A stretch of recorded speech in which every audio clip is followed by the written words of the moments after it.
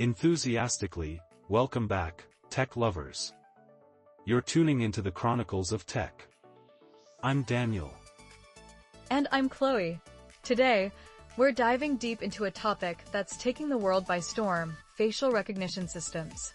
Teasingly, but hold on to your smartphones, folks. We'll answer a mind-bending question later. What's the one thing you'd never guess facial recognition systems were originally used for? Playfully, I bet it's not what you think. But first, let's start from the beginning. Right. So, facial recognition technology has actually been around since the 1960s. Surprise tone, 60s?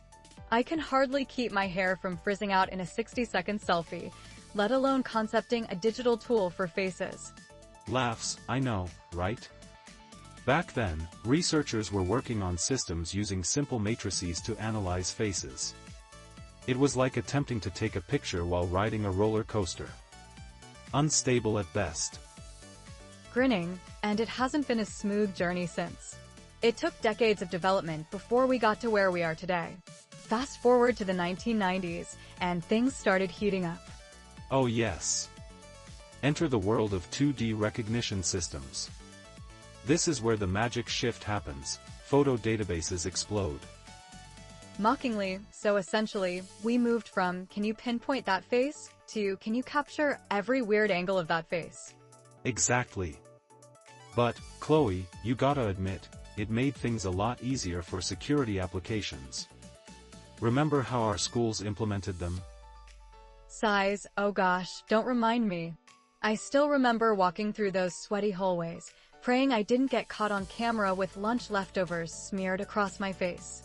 Laughs, but truthfully, while the tech meant to keep us safe, we also started to raise our eyebrows about privacy issues. Ugh, privacy, everyone's favorite buzzword. But it is crucial. Okay, so after the 90s, the 2000s gave us the dawn of 3D facial recognition. Ah yes. Enter the glorious realm of depth perception. Cameras weren't just looking at our faces anymore, they started to understand shapes and contours. Playfully, so now cameras literally have judgmental eyes. Thanks a lot, tech world. Can you blame them, though? Both data accuracy and efficiency skyrocketed. But then comes the real challenge: how do we train these systems? Intrigued. Great question. Enter machine learning. They used massive datasets and algorithms, like teaching a dog new tricks. Except these dogs can remember every face ever. With excitement, imagine knowing where every family member, or that guy from the bar you kinda regret talking to, is. Jokingly, awkward. But it's fascinating. The tech has come a long way, full of ups, downs, and questionable haircuts along the way. Chuckling, you're not wrong. Plus, the technology evolved into applications beyond security.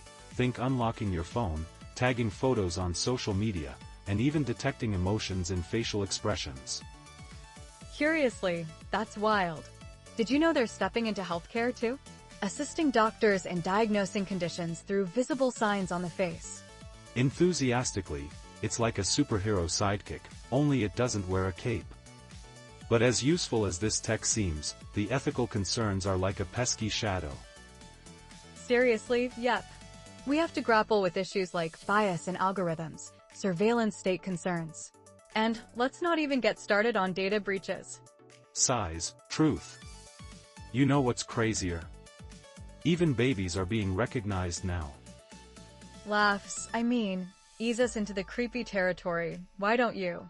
What kind of world are we raising those kiddos in? Well, hopefully, one with awareness. But let's come back to that question I posed at the beginning.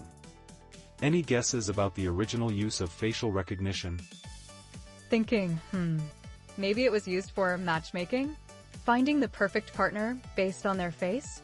Laughs, good guess. But no, it was actually used for identifying people in the criminal justice system. Talk about taking multiple selfies for the right reasons. Gasping, wow. How did we go from arresting criminals to taking selfies for dating apps? Talk about evolution. Right? It's fascinating how technology can straddle that fine line between security and privacy concerns, especially as it evolves. Thoughtfully, absolutely. As we continue to develop these systems, we must consider the impact they have on society. Nodding, well said, Chloe. Remember, folks, technology is like a wild animal. It can do amazing tricks, but it needs to be tamed. Cheerful and balanced. Thanks for tuning in to today's episode of Chronicles of Tech. Enthusiastically, be sure to subscribe, share, and remember, next time you're in a crowded place, keep smiling. There may just be a camera capturing your best side.